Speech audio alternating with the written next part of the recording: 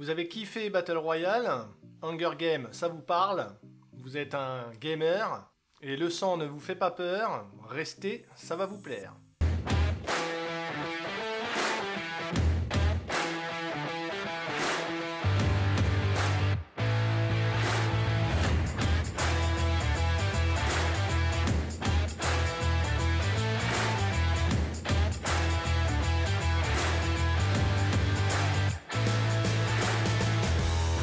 Bonjour à tous et bienvenue pour cette toute nouvelle vidéo, j'espère que vous allez bien, moi ça va plutôt pas mal, même si les cinémas sont toujours fermés.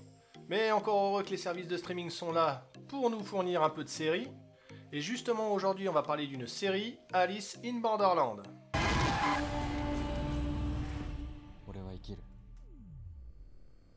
Alice in Borderland est une série Netflix japonaise, tirée du manga du même nom de Haro Aso. Elle est réalisée par Shinsuke Sato, j'espère que je l'ai bien prononcé. Il a notamment travaillé sur les films Gantz, qui sont un peu dans le même délire d'ailleurs. Cette première saison tient sur 8 épisodes d'environ 40 minutes à 1 heure. Pour les acteurs principaux, on a Kento Yamazaki, Tao Tsuchiya, Ayame Mizaki et Nijiro Murakami. Bon, si vous suivez pas trop les œuvres asiatiques, ces noms-là vont pas vous dire grand-chose. Le pitch officiel de la série, un jeune garçon fou de jeux vidéo se retrouve avec ses deux potes dans un Tokyo alternatif, où ils doivent disputer de dangereuses parties pour survivre. Un peu bizarre, non? Mais vous inquiétez pas, je vais vous expliquer tout ça. Enfin, pas trop non plus, hein, c'est une vidéo sans spoiler, je le rappelle.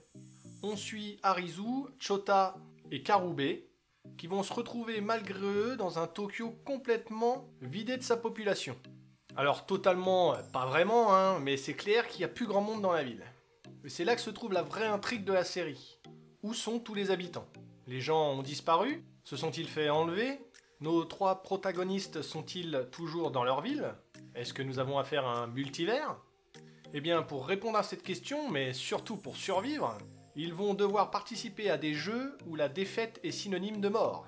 Car si gagner est obligatoire pour survivre, enchaîner les jeux l'est aussi.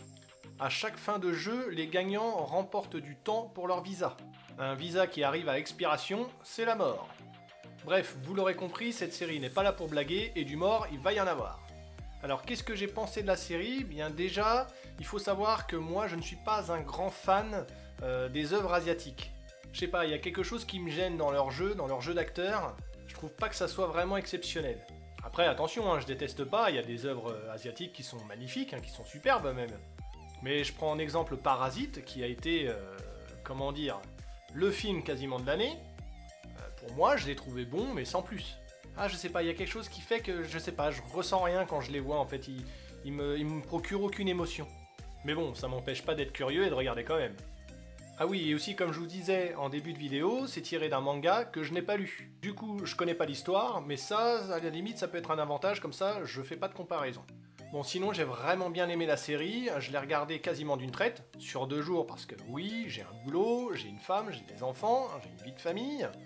Sinon, c'est clair que je pense que je l'aurais fait d'une traite. Et dès le début, la série entretient le suspense.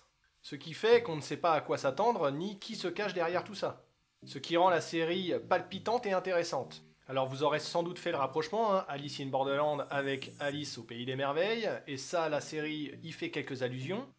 On retrouve la présence d'un chapelier, d'une reine, les cartes à jouer sont très importantes dans le jeu, mais bon sinon il n'y a pas de Alice, il n'y a pas de lapin, on va pas aller trop loin non plus.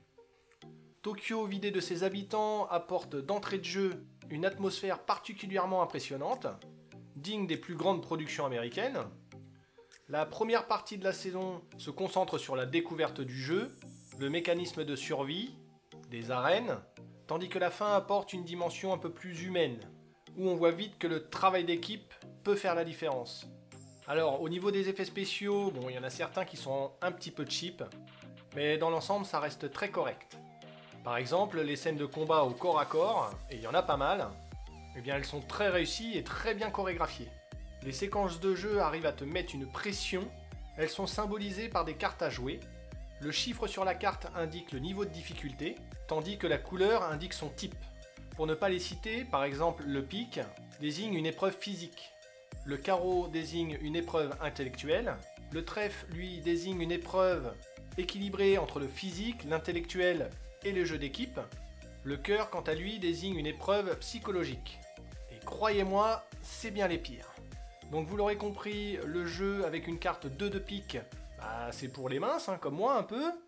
Tandis qu'un jeu avec un 10 de pique, là, c'est pour les costauds. Et d'ailleurs, le chiffre sur la carte, au moment de la victoire, est le nombre de jours rajoutés sur son visa. Au fil des épisodes, on apprend à connaître le passé des personnages, ce qui apporte une petite touche d'émotion à cette série, qui, on va pas se le cacher, joue beaucoup sur la cruauté humaine. Rappelez-vous les cartes cœur. Pour revenir sur ces flashbacks, c'est d'ailleurs une chose qui m'agace assez dans les films asiatiques, mais là ça passe plutôt bien, c'est pas redondant, ça casse pas le rythme des épisodes. Concernant la bande son, ça m'a pas marqué donc je vais pas en parler plus que ça. Cette première saison est vraiment top, à la fin on n'a qu'une seule hâte, c'est de continuer sur une saison 2. Bien entendu je vous la conseille fortement, alors les âmes sensibles, vous l'aurez compris, c'est pas vraiment fait pour vous. Les fans de jeux vidéo, de manga, d'œuvres asiatiques, foncez, vous allez kiffer.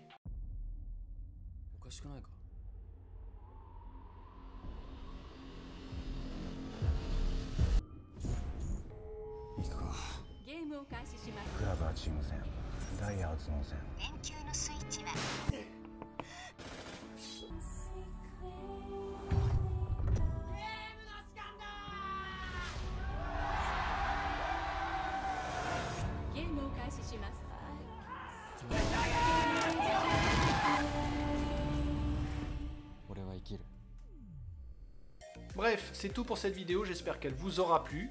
Si c'est le cas, bien entendu, comme d'habitude, lâchez le petit pouce en l'air. Dites-moi dans les commentaires si vous l'avez vu, ce que vous en avez pensé. S'il y en a parmi vous qui ont lu le manga, dites-moi si l'œuvre est fidèle à l'original. Pour les nouveaux, mais aussi pour les anciens qui ne l'auraient pas encore fait, abonnez-vous. Vous pouvez aussi me rejoindre sur les réseaux sociaux. En attendant, je vous souhaite une bonne fin de matinée, de journée ou de soirée. A très bientôt pour de nouvelles vidéos. Ciao!